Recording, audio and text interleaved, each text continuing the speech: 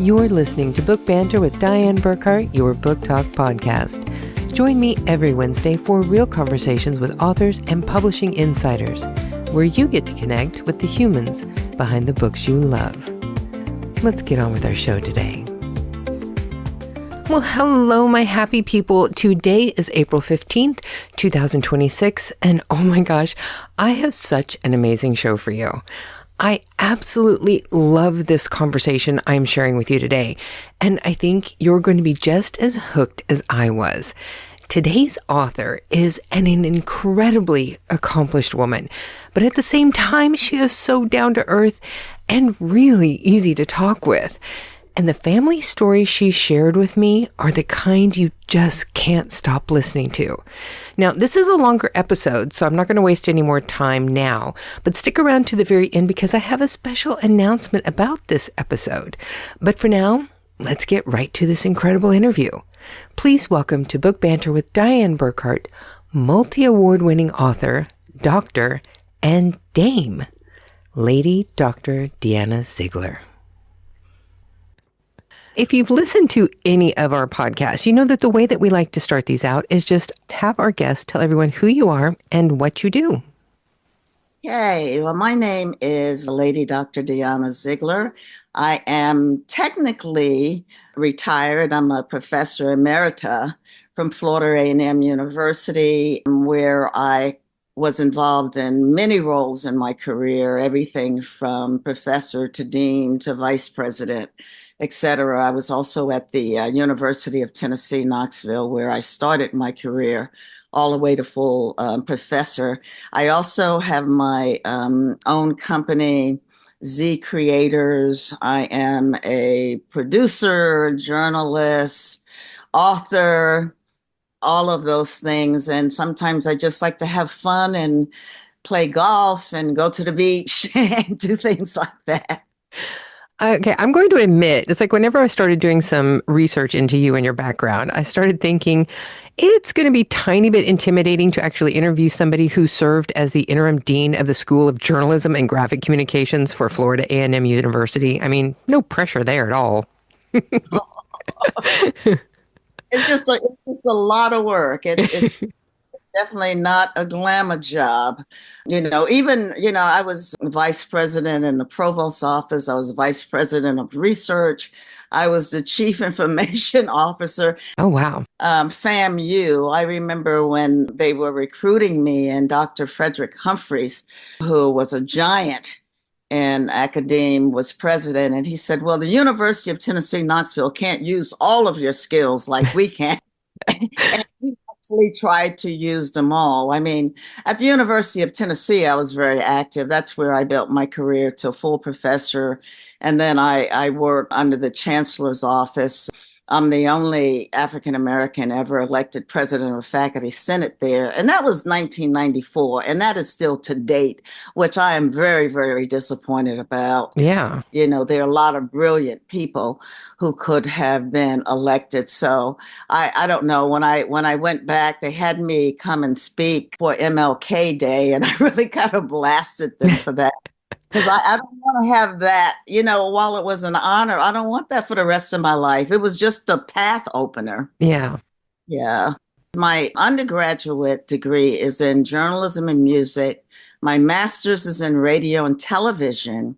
And my PhD is in academic administration. My dissertation was the second on technology and education. When I was studying technology, the internet and all of that, they didn't have a program back there in the early 1980s when I was in graduate school. So we actually created one. Well, we created a discipline for me by taking my professor from broadcasting who actually worked for NASA and a couple of researchers who were crazy enough to follow me in the idea as professors. And we sort of carved out this interdisciplinary way that I could finish my degree, because I didn't want to just study to be an administrator. But that was how we were able to mesh my two interests, because to me, technology, when I think about a computer, and I came up in the television era, and I Hmm. tell everything on a computer started on a television set.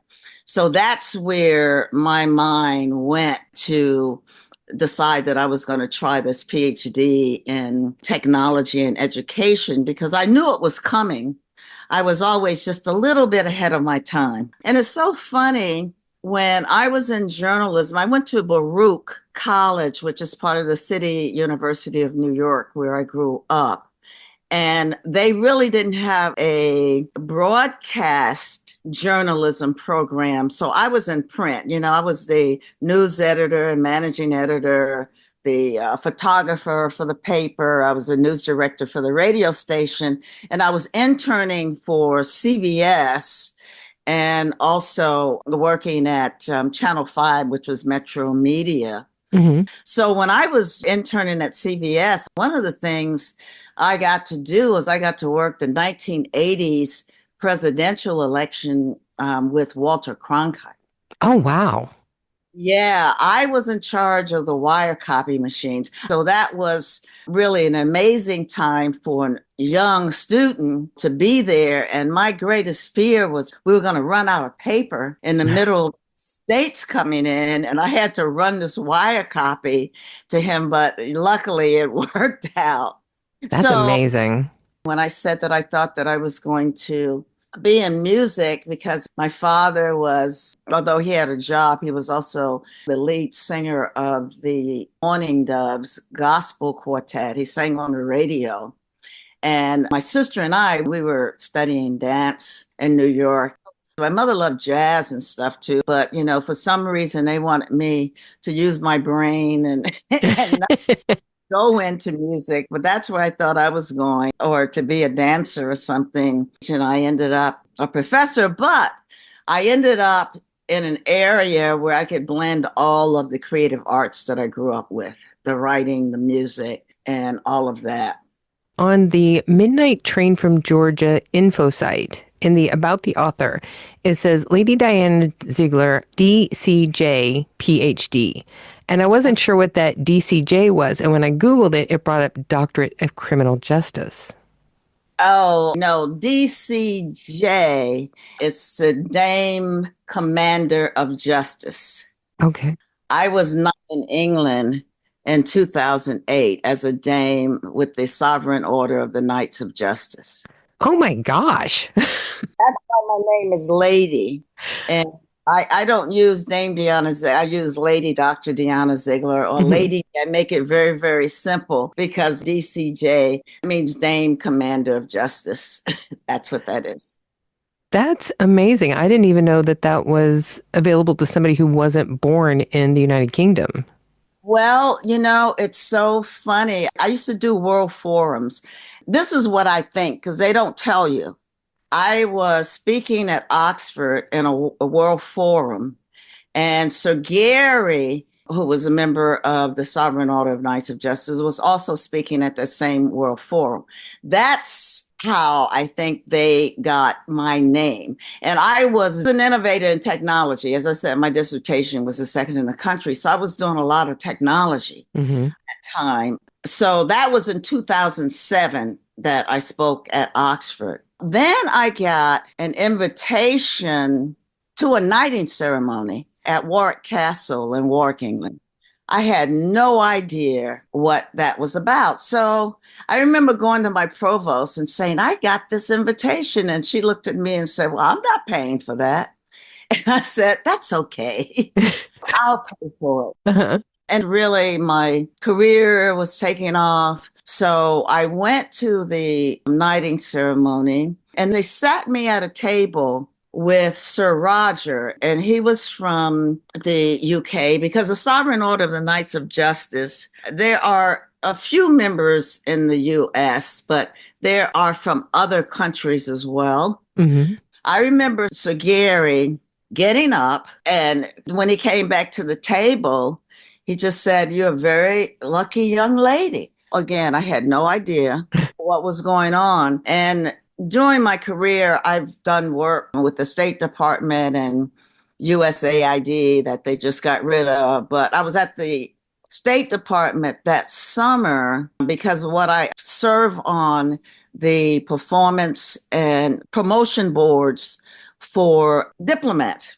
And I've been doing this for a few years now, evaluating tenure and promotion of foreign diplomats. When I received a phone call when I was in Washington, and I heard Lady Dhyana, and I said, excuse me, it was the Grand Chancellor. And that's how I knew I was going to be knighted. Oh, wow. Of course, I'm thinking, okay, there's something wrong with this. Can't be real because I had to fill out this paperwork. Well, I actually filled out the paperwork, but I faxed it through the State Department's fax. So I figured, well, if there's anything wrong with this, they're going to catch it. Yeah. And nothing happened. So April 12th of 2008, I was knighted at Cambridge University as a Dame of Justice. So my initial was just DJ at that time. A few years later, I was elevated to Dame Commander. So that's why DCJ. That's amazing.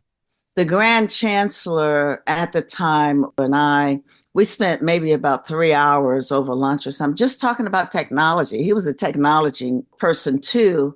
So I think that me being on the cutting edge of technology, I did about 4, 5, 6 of those world forums. I think that that's what brought them to me or how they became aware of me. And I was speaking in the UK a lot. So that's why. That's amazing. Yeah, so I know we're supposed to be talking about the book, but well, and actually, though, that kind of segues perfectly into this, though, because here you've been working in technology and you were a professor. You've done all of these things in academia. Why would you want to stop and take the time out to write this book? Well, I wrote books in academia. And I started out young writing poetry, and I was a songwriter. Mm-hmm. I had a song in 1975 before I became a professor. #1 disco song in record world, Time Moves On by a group called Strut. And then my brother-in-law's company, they produced Willie Bridges. I wrote some lyrics and stuff for that. So the only reason why I went into the professor world, because I was running my brother-in-law's company. I was executive vice president of patent and guest production, and Edward Patton was the other pit. And the group started breaking up, and I jumped into school, and they kept paying me to go. They kept giving me scholarships and stuff. And the next thing I knew was I had a PhD, but that wasn't the path I thought I was going on. That's the irony of all this. So I've been writing all of my life, and I guess that's what made me successful in the academic world, that I could write. It was great, though, to write a story that I lived about something that I love to not only my family, but the love of music. Well, and I know from my research, you've written at least 4 books and something like 60 scholarly papers. What was the first book that you wrote? The first book was with Molefi Asante, who is a brilliant scholar at Temple University. It was called Thunder and Silence, the Mass Media in Africa. So Molefi Asante, he coined the term Afrocentricity. I mean, he's written hundreds of books. And I was a young scholar, and Molefi and we were, I guess, presenting at some kind of conference. And he was not in radio and television and media anymore. So he says, I have this idea, but I'm not studying in the field anymore. You are. So I would like for you to finish this book. He always talks about the fact that I wrote the book and I came up with the theory for it. But he knew a lot about the continent. So we combined his knowledge of the continent and my knowledge of media and brought up with this thunder and silence, because sometimes in Africa, the mass media was very loud and sometimes it's very, very silent because it was suppressed. So that was what that book was about. And then we did a book on his works and did another book on my brother-in-law's stuff. And then I went to the Midnight Train from Georgia. And the reason why it's called Midnight Train from Georgia is taking off on the song Midnight Train to Georgia, but they actually left Georgia to become the iconic stars that they became. So, what was it about your brother-in-law and your family that actually made you decide that this needs to be a book? What actually triggered that? The colorful life of how the group got started. And just envision this. You have a young toddler who is on the back porch with his family. His family is jamming in music. His mother sings, his grandmother and uncle, they play the guitars. They would have jam sessions on the porch when he was a little boy. And the neighbors would come to their house just to listen to this family sing and play music.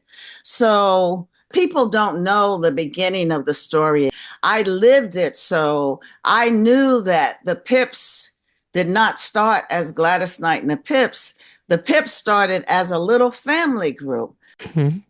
Gladys' mother and her father sang in the adult gospel choir, and my brother-in-law's mother sang in the adult choir. Now, Gladys, her sister Brenda, their brother Merrill Bubba Knight, they sang in the youth choir along with my brother-in-law William Guest and his sister Eleanor Guest.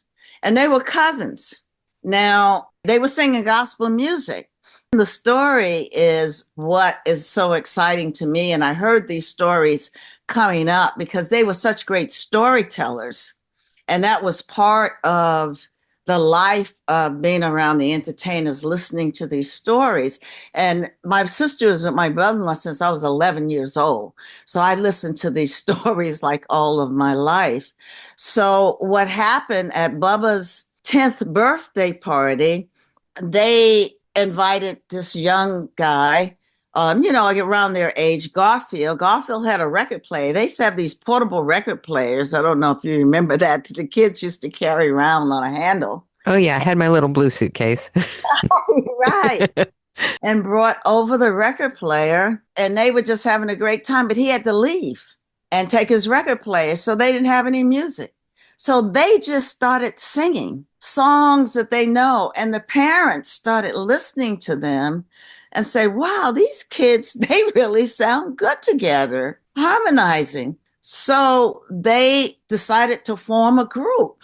And then they became very, very popular. They started getting requests to sing at different activities in Atlanta, banquets and stuff like that. So they started out as a family group, not as the Gladys Knight and the Pips that people know. Mm-hmm. Pip was a cousin. He became their road manager to sort of escort them around when the parents couldn't do it. Their name at that time was just the Kids. When they said, look, we're getting so many requests, we have to come up with a name. They decided to name the group after their cousin Pip. So the first group, which was the family, Gladys, her sister Brenda, Bubba, my brother-in-law, William, and Eleanor, that was the Pips. That was the group that started out. And ironically, they recorded Whistle My Love. That song really never went anywhere. But when they got to Every Beat of My Heart, which was really their first major hit, someone asked them to come over and work on some recording equipment that they had. They had no idea that the people were going to steal the song and put the work out. Oh, man. It was back in those days. Yeah. So my brother-in-law is walking down the street with the record shops where they used to blast the music out on the street where you could hear the music. Mm-hmm. And he heard the song and he calls Bubba, Bubba. And Bubba says, yeah, I just heard it on the radio. And the irony of this is like a couple of weeks ago, I think I was in Orlando or something and just playing some music and Every Beat of My Heart came on and they said the Pips. They didn't say Gladys Knight and the Pips. And why that's important is because they ended up re-recording that song. They didn't get any royalties or anything from that first version. Bobby Robinson in New York heard that song got in touch with a DJ and says, I want to get in touch with this group. And to make a long story short, talked to the parents, flew them all to New York and recorded the song again. By that time, Brenda, Gladys' sister, and my brother-in-law's sister, Eleanor, they decided they were a little older, that they wanted to get married. So they left the group and they brought in Langston and Edward, and they created what Bobby Robinson said, well, we're going to record this song again, but to distinguish between the songs, why don't we put Gladys' name, make it Gladys Knight and the Pips. That's how they became Gladys Knight and the Pips. Wow. This is how my family comes into play. My mother knew Bobby Robinson, took my sister and brother to a recording. I was too young. And that's how my sister met William. And, you know, they just met. They weren't dating anything because she was only about 15 at that time. And they came to start recording in New York and playing at the Apollo Theater. And we went to the Apollo all the time. My mother loved music. She loved amateur night. Mm-hmm. So we were on Wednesday nights so we could see the groups, and the amateur night where they used to put people off the stage if they didn't sound good. Didn't they have like a big hook for that? Yeah, a big so they used to pull them off. So, you know, colorful time. And you think about it, the 50s and 60s and all of those groups coming through the Apollos, you know, Stevie Wonder, Jackie Wilson, we saw all of them thanks to my parents' love of music. Now, what happened, Gladys decided that she wanted to leave New York. And this is another part of the story. See, there were a lot of people that people didn't know about that were involved in their career. So Bobby Robinson started ripping them off. You know, that was during the time when the groups really weren't making that much money. They would tell them stuff like, well, you know, those nice suits you have on and those places you're staying, that's what we have to use the money for. So they decided to go back to Atlanta. And then William, Edward, Langston, and Bubba, they decided they're going to go back to New York. They go back to New York. Well, they were blessed because my brother-in-law, remember my sister and he wasn't dating, he met little Margarita Mays. She was the niece of Marguerite Mays. Marguerite Mays was the former wife of the great baseball player Willie Mays. Oh. Marguerite Mays asked to meet them. She really got involved with the group and loved their music because my brother-in-law was a songwriter. So they put out songs just with the guys, Operator, etc. Mm-hmm. Linda, songs that he had written just with the Pips. And she told them, yeah, you all okay, but if you bring Gladys back, y'all could be a much bigger group. So they called Gladys. Gladys decided she would come back. Marguerite Mays took them to Charlie Atkins. And I don't know if you remember Honey Coles and Charlie Atkins, but they were great tap dancers back in the 40s. Honey Coles also was one of the owners of the Apollo. Oh, okay. Okay, so she found Charlie Atkins. She talked him into taking them on and teaching them dance. That's the chapter in the book I call Polishing Up Their Act, because she turned them into a class act. And they stayed with Marguerite Mays for a while until they went to Motown. And the funny thing, Motown, Barry Gordy, he wanted Gladys Knight and the Pips and Charlie Atkins. Oh, wow. Remember, he had the Temps, he had all these male groups. Mm-hmm. They needed to dance too. So Marguerite Mays took them as far as she could. They met Barry Gordy. And one of the things that Gladys Knight and the Pips as a group, because I always say this group is about family, faith, love, you know, the entertainment industry and harmony more than the blending of voices, but the blending of spirit. You know, and one of the things that I really remember of them, because I was born in the 60s, I grew up in the 70s and 80s, so I grew up listening to their music. I do remember the choreography of the Pips, the way that they would dance behind Gladys Knight as they're all singing and like not miss a beat in their song or the dance. And the way that they evolved through the different eras that they sang in, because they actually had a long-standing career because they managed to evolve with the times. That's right. They did. I mean, one of the things, because they were at that time, R&B was the thing, rhythm and blues. And then they moved to pop. Hmm. Started appealing to everyone. I mean, I don't know if you watched the Ed Sullivan special that they had. I think it was on Netflix. But Gladys Knight and the Pips were in it. So they're on Dick Clark, Ed Sullivan. They are crossing over to several audience. They became a global icon because their music evolved. They were a very class act, you Hmm. know. I always call them sort of like the apple pie group. Yeah. It was coming of age stories. And that's what made it so fascinating. And again, when my brother-in-law passed, it was 10 years ago, this past Christmas Eve, but he was such a character, and people don't know that they were not just background singers. All of them could sing lead. Hmm. And it's about the Gladys Knight and the Pips songs. People sing the background as much as they sing the lead, because their background was almost as a second melody. Yeah.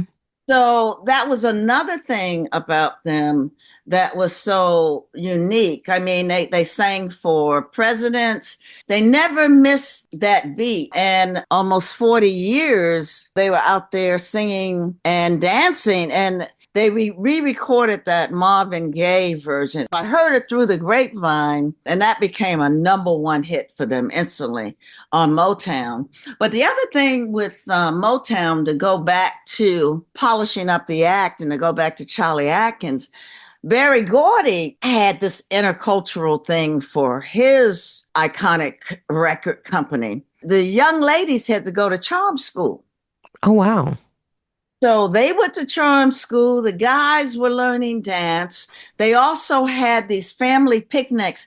And I remember, because by this time I was a teenager, my sister and brother-in-law, they got married in 1965. They moved to Detroit. So they were part of the Motown scene. And they would have all the groups in the family. They would have these big family picnics. They develop a closeness and this dynasty just within that entity of Motown Records. Considering the breadth of information that you would have covering this group, how on earth did you decide what to put in your book? You know what I did? Remember, I'm a journalist. Yeah. I mean, I was so fascinated with my brother-in-law's stories, and he used to sometimes mix up some tales, crazy stuff, funny stuff. But I was so fascinated because they were so good at it. Hmm. Maybe about 5 or 6 years or so before his death, I just started videotaping because he wanted to leave behind lessons learned on the road. And he wanted some young people to learn from his life and not make the same mistakes. So I videotaped, and sometimes he told these stories over and over again. So it took a long time. But again, I lived it since I was 11. Yeah. To get this and carve out, okay, I may have had 5 different versions of the story, but the core of the truth was there. So to put them together and then get the core of that. And then there are what I call author's notes in there where I put sort of my reactions to various things that had happened during that particular time. And, during that time, there were so many people going after entertainers, just the way it is now. They're fascinated with entertainers. So the infidelity and the outside kids and all of that stuff was also a part of the life of the entertainment business. Not saying any of that is right, but that's the way it still is. Hmm. After scandal after scandal. But the one thing, and my sister and him, years later, they divorced, but he always lived upstairs, because she'll say they still loved each other till his death because he was in that house till he died. Oh, wow. So he had a house in Atlanta too, but she would say they became brothers and sisters. See, way back in the 50s, we just became one family. Hmm. The guests and the Knights. So my mother, my Margaret, who was my brother-in-law's mother, and Mama Knight, they used to shop for Gladys clothes together and stuff like that. So we were just like one family. We're close until this day, still like one family. That's amazing. Yeah. So I videotaped when I knew that he wanted his story told. First, I thought I was going to do a documentary, which I may still do because I still have all of my tapes. Some of these things we did in the middle of the night, I would not want anybody to see, how you're on the roll because we would just be up playing music, jamming and talking, and I would just start recording all of this. Later on, after he passed, I decided to record my sister and my niece and my nephew to get their version of, because he taught us all so many things. But my brother passed 3 weeks after they got married. So he became the son, the brother, all of that. He just stepped right in, and the families were already close. So watching them evolve from the Apollo Theater to this giant group all over the world. By the time they left Motown and they got to Buddha Records, and they left Motown because Barry Gordy would not give them the contract they wanted. And what people don't know is that Gladys really never wanted to go to Motown. But the way the group worked together, they prayed and they took a vote. The guys wanted to go to Motown. Gladys thought that she would get lost because of Diana Ross, the Marvelettes, all the girl groups they had, but that did not happen. But when they went to renegotiate their contract, Barry Gordy wouldn't give them what they want. So they went to Buddha. Buddha gave them 100% what they wanted, gave them all the attention. And that's when Midnight Train to Georgia, all of the other hit songs that came out that gave them the American Music Awards, the Grammy Awards, and later in 1996 inducted into the Rock and Roll Hall of Fame. They went on a roll after Buddha Records because Buddha gave them 100% full attention. Yeah. But by that time, they had a solid footprint with their music, with their dance steps, and all of that, with the various songwriters and arrangers. And as you said, they evolved with the times, they evolved with the music. So by the times the 70s and the 80s, they were still rocking it. Oh, yeah. And the music still lives on. I was talking to someone recently and say that even when you go and hear Gladys right now, she sings 90% Gladys Knight and the Pips songs. And everybody is singing along. Mm-hmm. Whenever I was going through a lot of the music online, because I'm terrible with names, I can remember the song, but I can't remember what it was actually called. So I was going through some of the songs that I remembered and looking at the names of them. And I was just sitting in here all morning, just singing along to all the songs. Yeah. And I'm happy to grow up in an era where people could understand the words. Yeah. And sing the words, and they still live on. And I'm happy because when I prepare for an interview and thinking about what you may think to ask me, but I was thinking about, because 2 of them are deceased now, that Ed was still alive to be inducted in the Rock and Roll Hall of Fame. He was getting sick at that time. And that William lived to, although he was working on a solo album, he never finished his solo album. Music was his life. Yeah. So when the group broke up, it was very devastating to him because that had been his whole life. So he was still trying to do music. They created a company in Detroit and actually produce the Stubb girls, Levi Stubbs' nieces, Levi Stubbs, the Four Tops. In fact, we're still close to the Stubb family. Deborah Stubbs and my sister, they're at the same church. So he and Edward created a company, and he kept it going even after Edward died, called Crew Records, because they call themselves the Crew. So that's supposed to be slick, the Crew Records. And until he really got sick near the end of his life, he was still trying to record music. And what he used to say to me, Di, I want people to learn from my life, the mistakes that I made.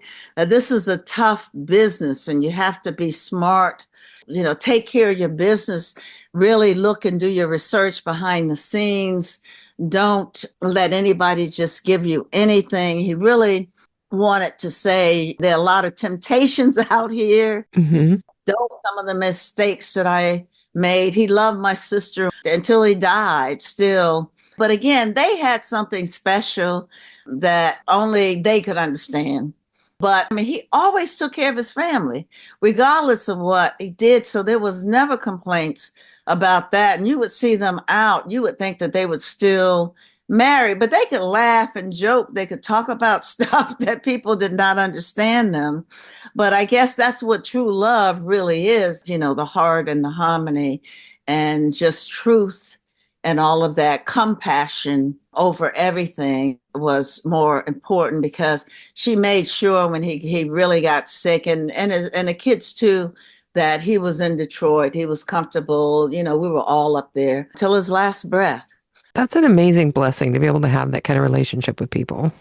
Yeah, yeah. So this story and watching that evolution, because I really hope that one day somebody will look at it and want to make it a film, because it is as much as a film as the Temptations, the Jackson Five, all of these others. In fact, Gladys and they were really responsible for introducing Michael Jackson and all them to Berry Gordy, because they saw them out performing and thought that they would be a good addition. So a lot of side streets to the story that is so important, but it's also important for today's artists. I mean, they didn't have the struggle.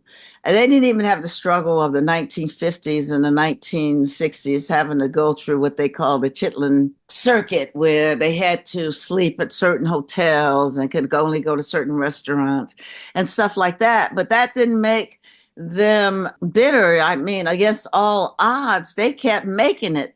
When the car was falling down and they could hardly get the car up the hill and stuff like that, they would push it. And different funny stories, just a lot of fun things that they even did, as kids, as artists. And then school, when the teacher put a horn in his hand, he just started playing it, Wow.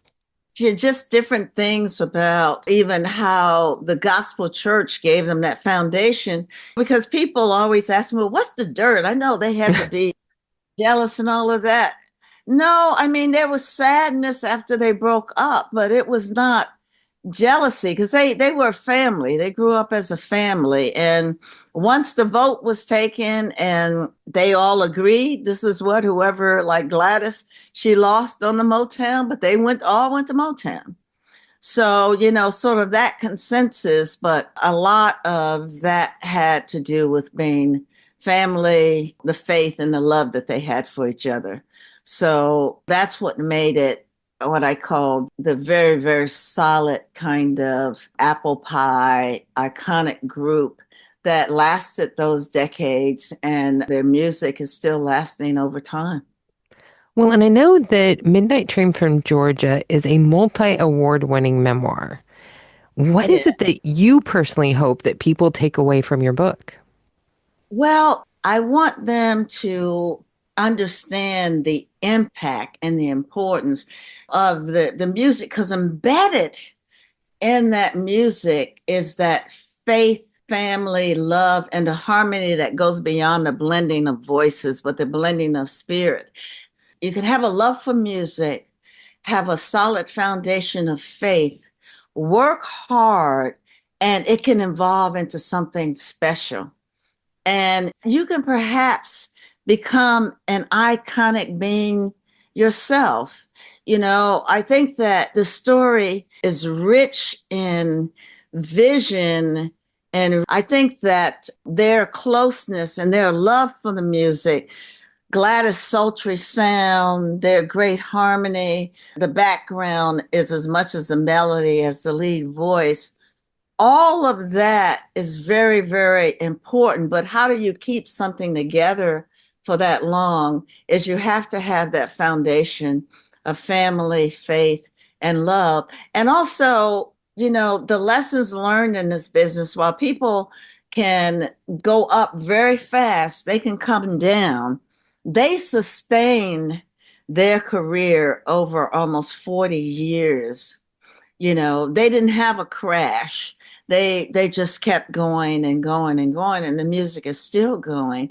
So create something that lasts, and looking at them as a symbol of what could last for decades and how you get there. Those little side roads that we were talking about earlier and the routes that you take to success. Theirs wasn't easy, but against all odds, they made it. And when they made it, they were grateful and they gave everything. I can tell you this, every time they went on stage, they gave everything to the music. They loved it that much and they loved performing that much. And this is a good legacy that they left and that people can learn from. That's what I think. Oh, yeah. It's an amazing legacy. And, Yeah. now seems like the perfect time to do our 5 quick questions that never turn out to be quick, but I refuse to give up hope. Are you ready? Okay. So, question 1. Since you were around Gladys Knight and the Pips from such a young age, I have to know, as a kid, did you ever pretend that you were Gladys Knight or one of the Pips and dance around the house singing to their songs like so many of us did? I did sing to their songs. I was not a great singer, so I knew that I was not Gladys Knight, but yeah, I sang with the songs. In fact, my brother-in-law, my sister and I sang so badly. And believe it or not, I ended up having a group. I taught myself a little bit how to sing, that he used to have us sing these songs together and try to harmonize. So he would laugh so loud because we were all. So yeah, I still sing to the songs. That's fun. So, question 2. What is your most memorable experience from being a professor at Florida A&M University? Oh, I guess my most memorable would be the in performances that I would have my students do in my ethic classes. I was an endowed chair in ethics, and they would have to come up with a performance of an ethical situation, and they would be so creative. Sometimes they sang, Oh, sometimes they performed in theater. I remember this group, and he's, in fact, this particular student became a foreign diplomat. I'm so proud of him now. But he was playing like Thurgood Marshall, and they were playing Supreme Court judges.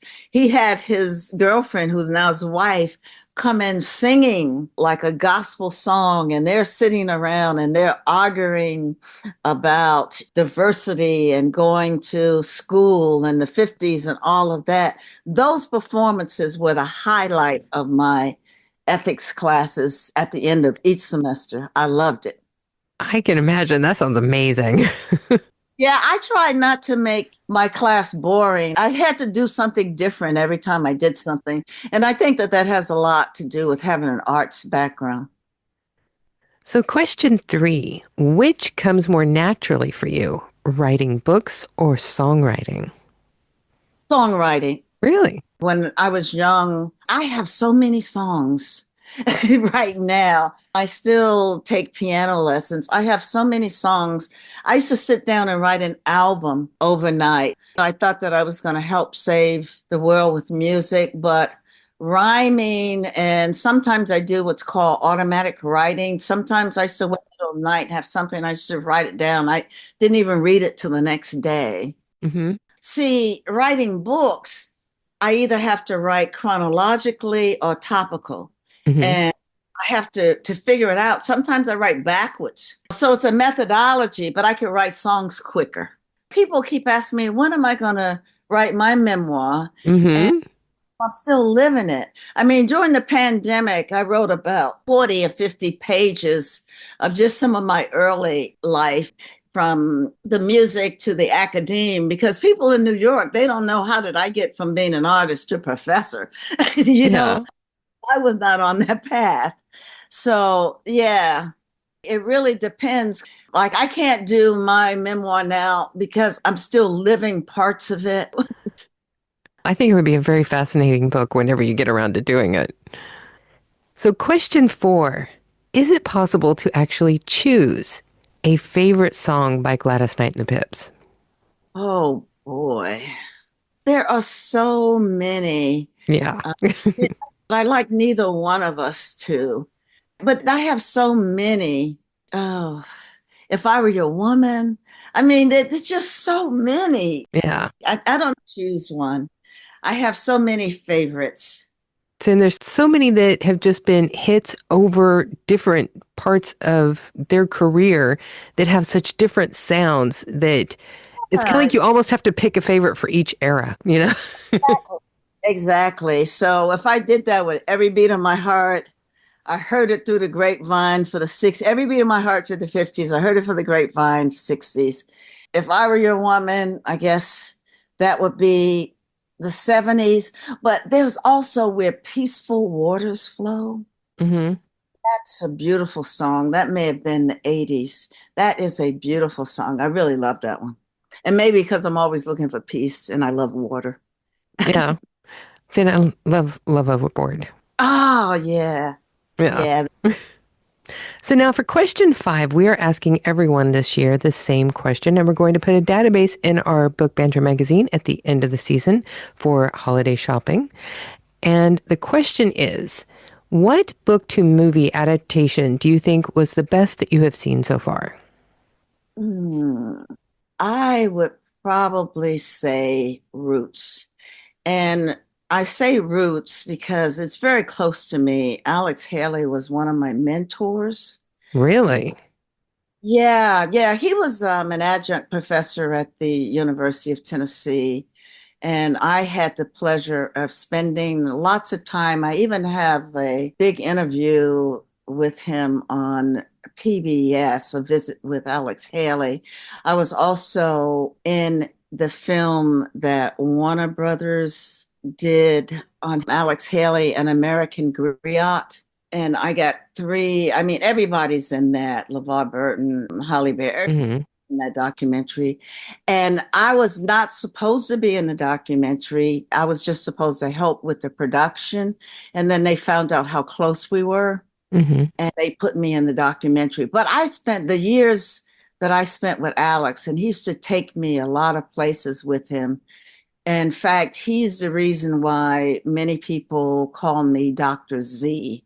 He said, I can't say Dhyana Ziegler. I said, well, just call me Dr. Z. And I still have videotapes on Alex that people haven't seen. I used to tape his lectures, but he used to talk to me at his farm and he used to show me those sardine cans that he had on his walls because he had them framed because he had to eat a lot of sardines when he was writing Roots. And I met a couple of the people at the farm who are in Roots, but there is a softness in my heart for Alex Haley's writing and his adaptations. I have a bias because he taught me so much. I would say Roots for me because it was such a dynamic production and taught me so much about things that even though you read about, that it made me feel about it. That's a great answer. Mhm. And I don't know if you ever take requests, but seriously consider please going ahead and just writing your memoir to this point in your life because it's incredibly fascinating. And I think the world would love to hear about this. And I would think that it's something that deserves to be out there. You can always write another one later. Okay.